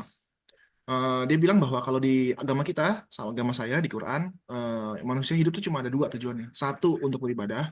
Yang kedua, jadi khilafah atau pemakmur bumi. Jadi kalau kita bahasa Indonesia kan, untuk mungkin sama untuk semua agama gitu ya. Satu, tujuan kita hidup adalah beribadah. Yang kedua, untuk jadi pemakmur bumi. Pemakmur bumi dengan cara apa? Ya dengan cara apapun. Dengan cara berdagang, dengan cara jadi arsitek, dokter, pengacara gitu ya. Akuntan gitu. Nah, kalau saya hadir sebagai arsitek yang harus memiliki problem solving terhadap masalah-masalah ada yang di sekitar saya. Dan saya rasa terlalu banyak masalah di Indonesia yang harus dipecahkan. Jadi kita hanya perlu mengangkat segi arsitektur. Jadi kalau di sini ada 128 arsitek yang ikutan di sini, bayangkan kalau misalnya di setiap masing-masing desa itu mengangkat satu masalah kecil saja, kalau menurut saya gitu. Jadi kalau misalnya tadi Mas Arsitek Adrian bilang bahwa apa sih sebenarnya masalah yang bisa saya angkat? Contohnya ketika saya bikin mumifikasi kayu yang jadi prefab kayu tadi gitu ya. Saya bukan berasal dari kecemasan, tapi dari potensi bahwa di kampung saya di Ciamis ini ada satu metode purba yang sangat menarik. Bagaimana kalau kita kembangkan jadi satu riset arsitektur gitu. Dan kita rasa bahwa inovasi dalam arsitektur itu adalah hal yang diperlukan untuk satu biro arsitek memiliki value. Karena kita sebagai arsitek tidak boleh beriklan gitu. Ini sudah diatur dalam buku merah IAI gitu. Jadi kita konversi saja iklan itu jadi satu riset atau jadi satu inovasi.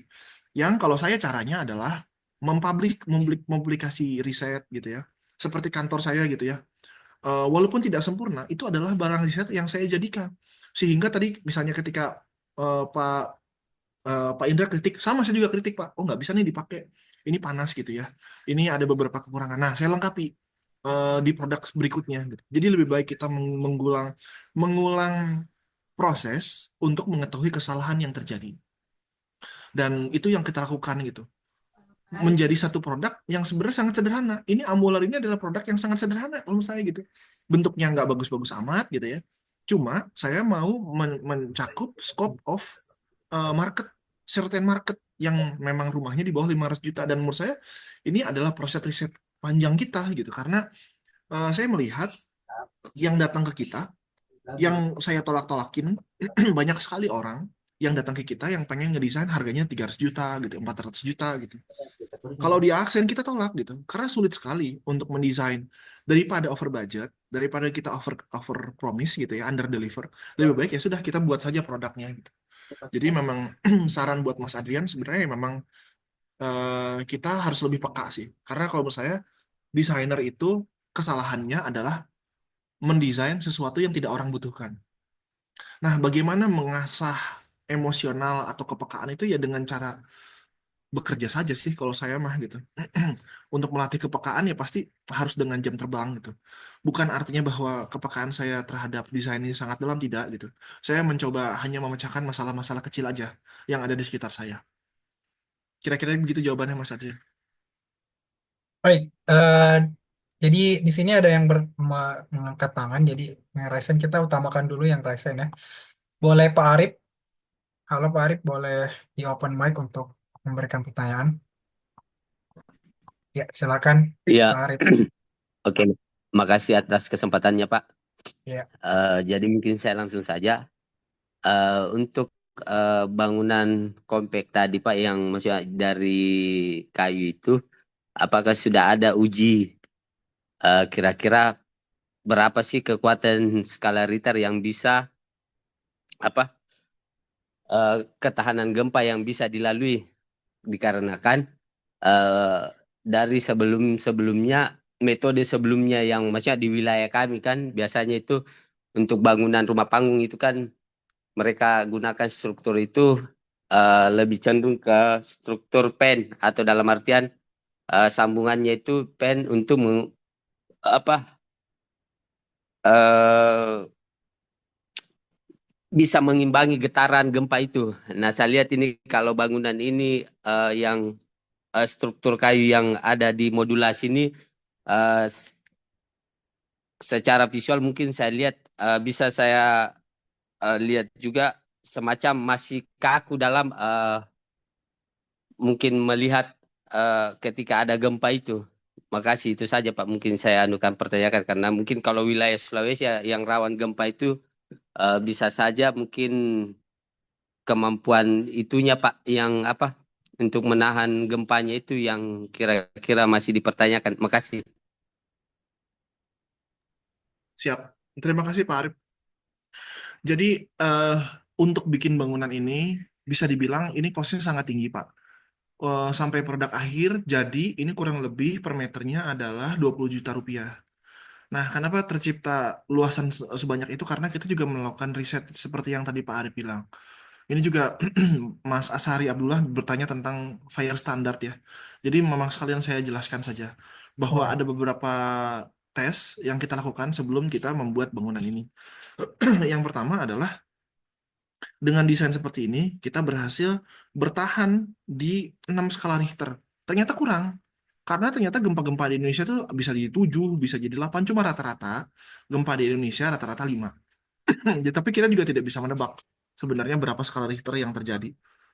Cuma kalau secara harga dan kualitas, kalau menurut kita 6 skala Richter itu sangat cukup. Nah, terus yang kedua adalah fire retardant. Fire retardant itu diciptakan oleh finishing sebenarnya. Jadi, kita sudah membuat coating dari pabriknya si kayu lapis ini yang bisa membuat kayu itu bertahan 30 menit dulu baru ngebakar kayunya gitu. Jadi memang yang dibutuhkan itu bukan anti api, bukan, karena tembok pun bisa terbakar, semen pun, beton pun bisa terbakar, besi pun bisa terbakar. Cuma kuat tahan apinya 30 menit dan itu adalah standar Indonesia. Dan PR-nya kita sebenarnya untuk fabrikator kayu, karena kita adalah pure designer, kita masih belum menemukan sebenarnya fabrikator yang tepat untuk kayu. Jadi kalau misalnya kita seperti sekarang ini nekat bikin bangunan kayu dengan biaya sendiri dan riset sendiri, ternyata bensin kita habis di jalan gitu. Dan ternyata Indonesia lebih memilih bangunan cepat bangun dengan material beton atau metal daripada kayu gitu. Nah, kita lihat nih, apakah ternyata kebijakannya Mulyono yang 2030 free carbon ini menggunakan atau memberikan subsidi kayu terhadap 2030, kita lihat. Artinya, ketika nanti subsidi terhadap bangunan kayu itu di-push, dengan pengurangan subsidi cukai rokok dan bensin, harusnya bangunan kayu itu adalah satu tren di masa depan kalau menurut saya. Karena kalau saya lihat beberapa masyarakat, contohnya em, beberapa orang di Tokyo gitu ya, mereka bikin bangunan kayu itu mahal. Daripada bangunan beton, setuju, lebih mahal kayu. Cuma ternyata mereka tidak perlu bayar PBB. Terus setiap tahun mereka mendapatkan subsidi karbon dari perusahaan-perusahaan yang batu bara gitu ya, atau fosil gitu. Jadi mereka tuh happy karena mereka menggunakan satu energi terbarukan gitu ya. Terus konstruksinya juga bagus walaupun lebih mahal, tapi mereka jadi lebih murah karena pemerintahnya mengatur itu gitu. Jadi saya sih balik lagi gitu bahwa arsitektur itu bukan hanya melalui tentang riset dan teknologi kok gitu. Memang perlu juga perpolitikan untuk mengatur bagaimana caranya kita berasosiasi gitu. Contohnya sekarang saya membuat bangunan kayu sebagus itu, misalnya serisetnya sedalam itu, tapi ketika dijual ini tidak ada peraturan yang mengatur. Artinya ya susah juga gitu. Mau gimana pun harganya pasti tetap tinggi gitu. Kecuali memang pemerintah mengatur subsidi khusus untuk bangunan kayu.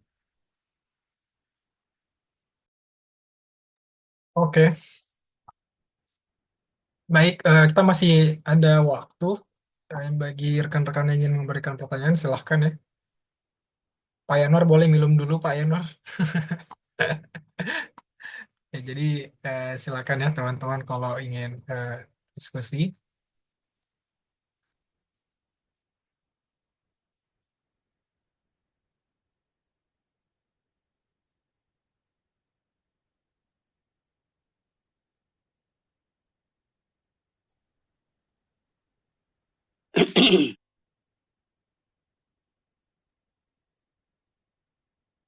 Baik, di sini ada dua orang yang raise hand. Mungkin Ya, kita dari Dr. M. Husni dulu, Pak Husni. ya, Silakan langsung saja, Pak. dari Kendari Pak, dari UHO, arsitek UHO. Oh, dari Ya, UHO. baik, Ya, Pak. Silakan, Pak. baik. Ya, selamat eh, eh, Pak Yanwar. Ya, selamat, Pak, selamat prestasinya sangat bagus sekali ya. Salam Melihat, hormat, Dok.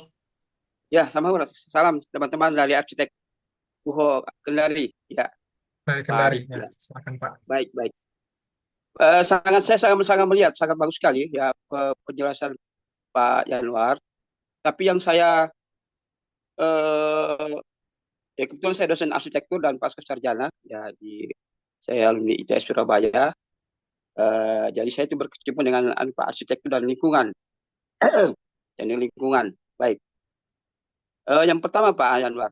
Jelas Pak Anwar suara saya Pak. Jelas Pak ya? Jelas, Jelas, Dok. Pak. Aman. Baik. Ya, saya lagi ya Pak di ruang kerja nih. Baik. Yang pertama Pak sangat menarik karena kalau kita ke Malang itu banyak sekali banyak bangunan-bangunan apa ya sejarah seperti bangunan Belanda yang saya mau tanyakan ini untuk memperkuat pendapat Pak Yanwar. Eh, Kira-kira bagaimana Pak sebagai seorang perancang IAI melihat bangunan arsitektur tradisional bangunan Belanda ini yang masih dipertahankan di Malang? Berapa persen kira-kira ya? Berapa persen bangunan tersebut dapat dipertahankan kalau juga bisa kita kolaborasi merancang dengan arsitektur tropis. Kira-kira menurut Pak Anwar itu berapa persen dari bukaannya, kemudian mungkin energi konsumtif yang diperlukan untuk bagaimana sehingga nanti bangunannya ramah lingkungan. Begitu Pak Yanwar. Terima kasih.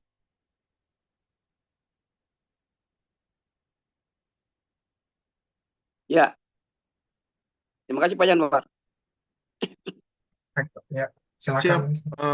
Dr. Husni, terima kasih. Ini mungkin jadi pertanyaan yang bisa didiskusikan mungkin ya. Saya mengacu pada apa yang sudah saya kerjakan, bahwa ternyata memang semua bangunan Suaranya sebelum... tidak jelas, Suaranya tidak jelas ini. Tidak kedengaran. Mas Wira, apa suara saya jelas? Atau dari... Aman. Mungkin Aman. dari Pak Husni yang boleh langsung dilanjut saja, Pak Boleh ya Yanwar. Pak, kita Ya. lanjut saja.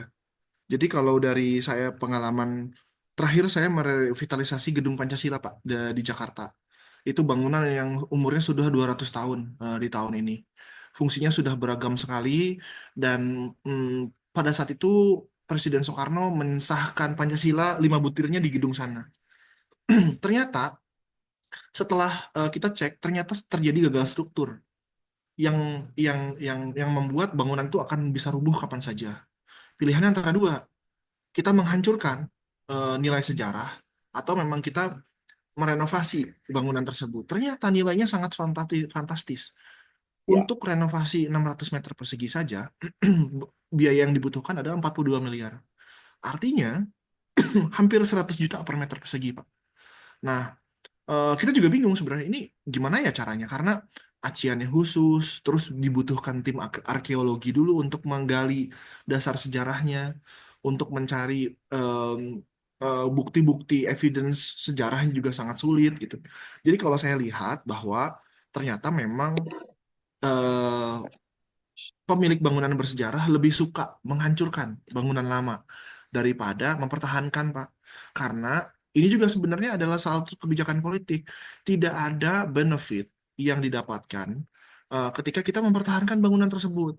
Contohnya gini, akan sangat enak kalau misalnya bangunan sejarah yang kita pertahankan itu free PBB, tidak perlu bayar BPB gitu misalnya.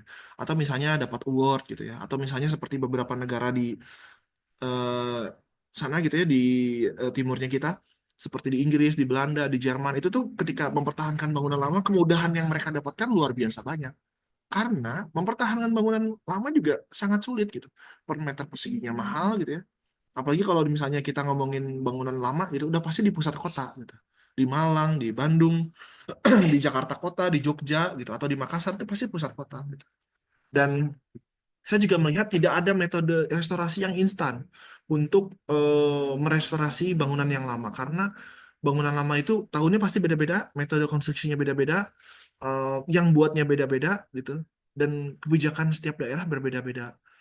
Jadi ada yang boleh mempertahankan fasadnya saja, ada yang harus dipertahankan semua, ada yang proses meeting sidang TACB-nya juga lama, ada yang simple gitu. Jadi pasti saya tidak bisa menyamaratakan Pak berbeda-beda. McD pun kita sudah mencoba bikin yang konservasi yaitu di Tegal Pak. Di Tegal ini kita juga melewati beberapa sidang tapi belum jadi si bangunannya. Artinya bahwa McD yang kita desain bahkan mempertahankan bangunan aslinya. Jadi si equipmentnya pada ngalah.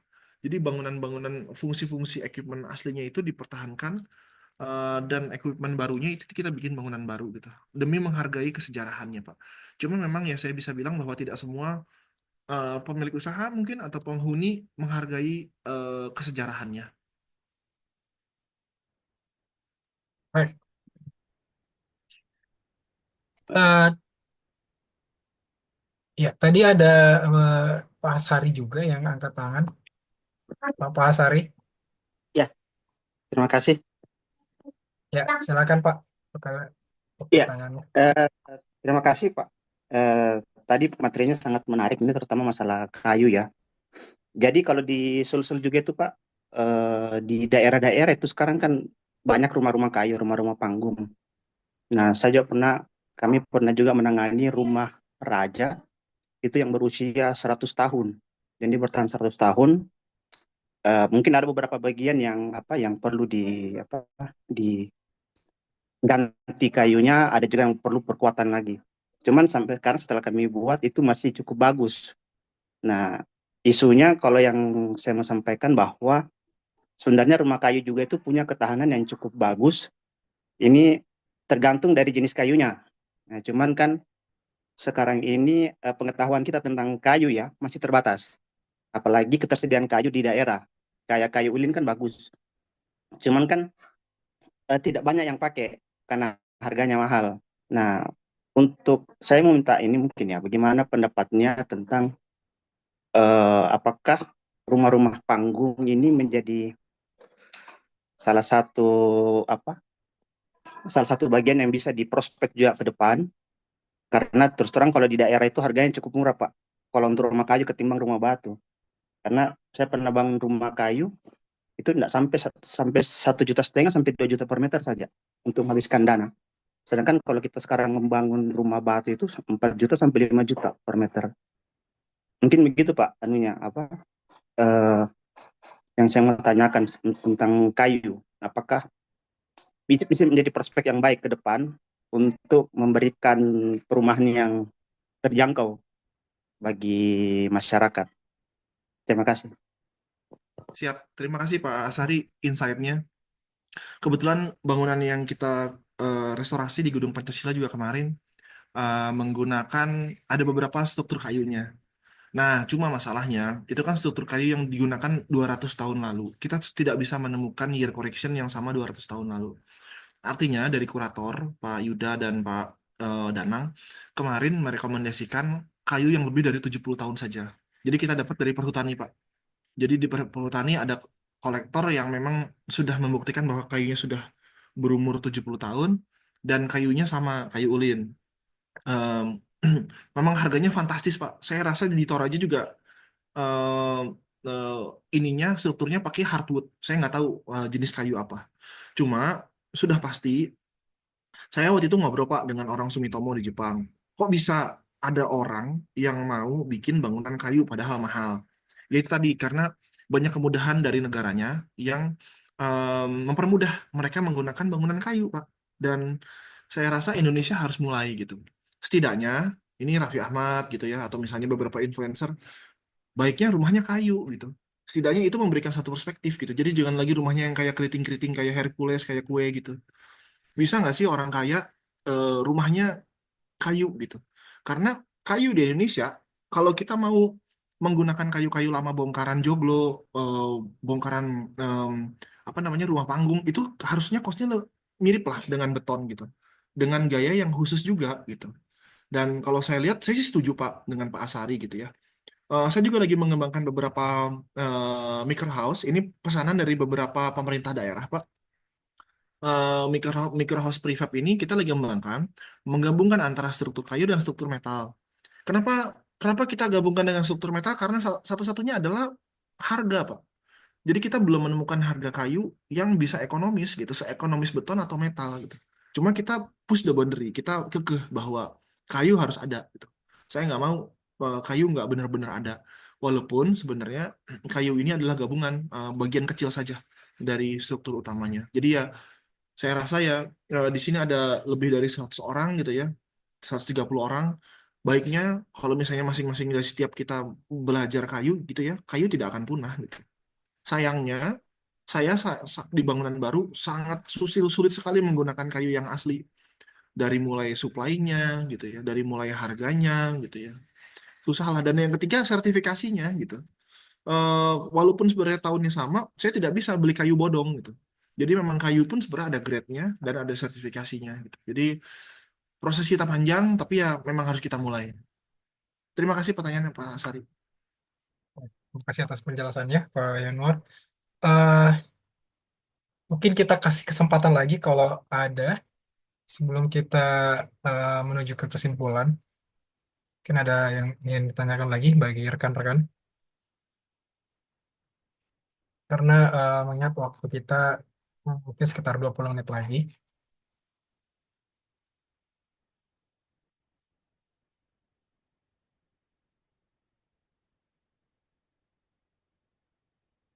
Oke, Pak Arif. Mungkin ada yang ingin disampaikan sedikit, Pak Arif. Silakan.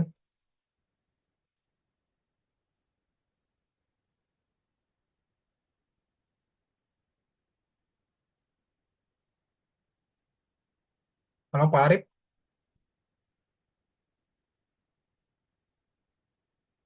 Halo.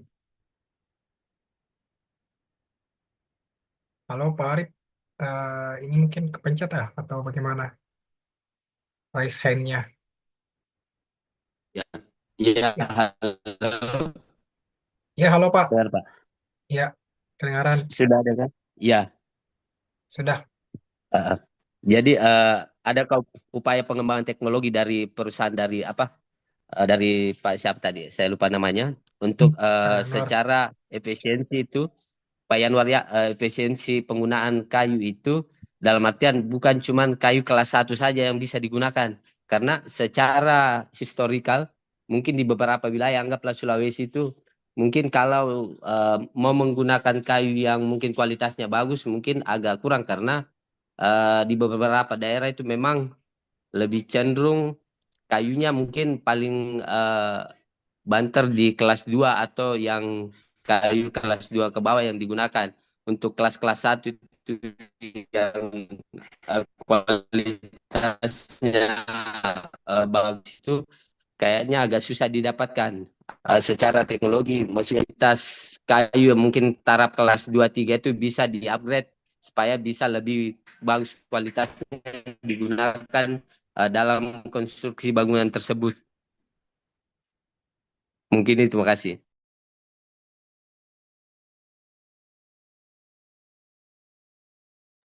Masih termute, Pak Yanur. Oh ya, maaf, terima kasih. Pak Arif, ini saya coba jawab. Ini adalah karya kita yang menggunakan kayu. Ini saya tidak masukkan ke slide, tapi ini saya coba submit ke Ars Daily dan Tembus kemarin. Kita membuat namanya Albizia House. Kenapa Albizia House? Karena ini adalah gabungan dari struktur beton dan struktur kayu. Jadi kayu yang kita gunakan di sini mostly adalah kayu albasia yang bisa dibilang grade-nya grade 3.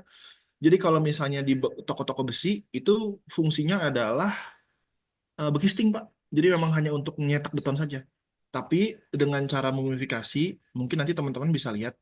Nanti saya bisa play sedikit di sini. Saya bikin apa ya namanya film pendek. Bagaimana caranya memumifikasi kayu yang level 3 tadi. Jadi memang kita bikin dulu selama kita tanam selama 5 sampai 7 tahun, terus kita rendam di sawah. Nah, ini kebetulan nenek saya yang masih melakukan metode itu dan beberapa orang di kampungnya. Jadi nenek saya seorang petani, ketika bertani sebelum nanam si benih padi itu menanam dulu ini kayu seperti ini. Terus setelah ditanam dan si padinya dipanen baru kita angkat. Jadi kayu yang asalnya warna putih itu berubah jadi pekat warnanya.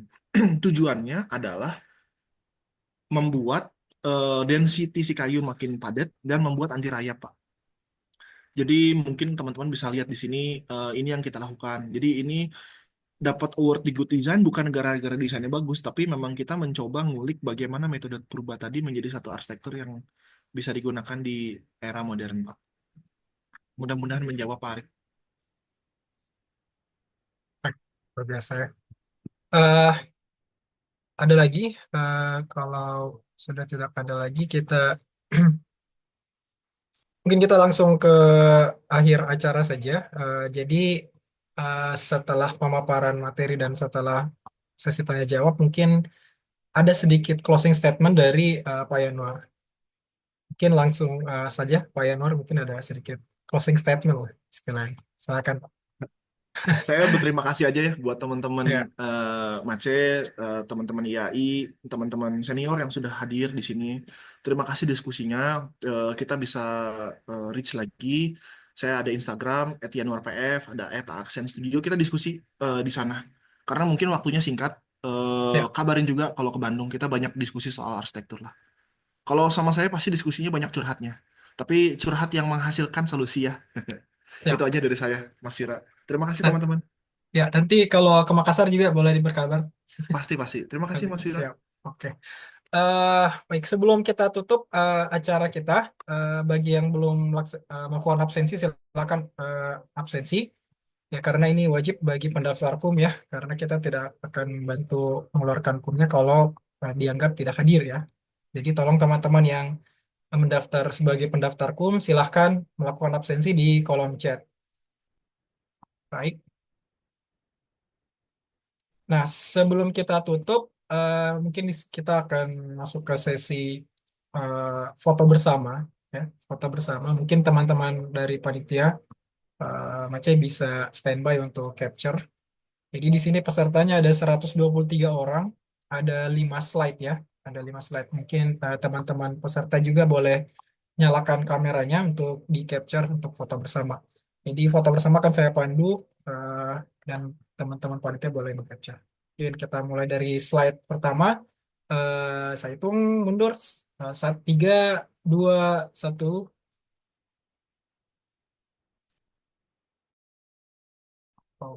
Oke, di slide kedua, saya hitung mundur. 3, 2, 1. Slide ketiga, 3, 2, 1. Slide keempat, 3, 2, 1. Dan slide kelima, 3, 2, 1. Oke, terus sebelum mengakhiri, saya ingin sedikit informasi bahwa next Macerita kita di Macerita ke-6 ya, dengan topik itu adalah upaya pendekatan keberlanjutan di tiap proyek. Jadi upaya pendekatan keberlanjutan ya di proyek yang akan diselenggarakan tanggal 14 Desember 2024, jadi 2 minggu lagi. Di kemungkinan kegiatan ini adalah kegiatan Macerita terakhir di tahun 2024 ya, sebelum kita masuk ke tahun 2025. Pukulnya sama, masih jam 10 Wita di waktu Makassar dan melalui Zoom. Untuk informasi pendaftarannya nanti kami akan share di grup ataupun di sosial media kami. Dan pemateri yang akan kami undang di sini adalah Bapak Arsitek Wisnuwardana IAI dari Biro Arsitek itu INS Studio. Ya. Jadi teman-teman tunggu saja untuk link pendaftarannya. Baik, itu saja dari kami semua Maceh. Jadi atas nama pengurus komunitas Maceh, kami ucapkan banyak terima kasih dan permohonan maaf apabila ada kesalahan ataupun kekurangan dari kegiatan kami. Terima kasih banyak kehadirannya. Kami juga ucapkan terima kasih banyak kepada Pak Yanuar. Terima kasih banyak atas presentasinya hari ini, atas inspirasinya, atas aspirasinya. Dan saya juga ucapkan terima kasih banyak kepada peserta yang hadir, sempat hadir di pagi hari ini. Tetap bersama kami, kita ketemu lagi di Macerita ke-6 2 minggu depan. Assalamualaikum warahmatullahi wabarakatuh. Salam. Makasih Mas Yanuar. Terima kasih, Mas. Terima kasih teman-teman. Selamat motoran, Mas. Ayo, blast dong. Itu kemarin beberapa teman Vespa gue ya, motoran loh, Munas dari Makassar ke Manado. Itu gue belum pernah sih, tapi katanya seru ya. Harusnya seru sih, Mas. Udah pernah, Mas? Cobain jalan darat dari Makassar ke Manado? Belum pernah, Mas. Kalau saya dari Luwuknya, Mas. Luwuk Banggai. Luwuk Banggai itu berapa kilo ke Manado? Itu dia harus ke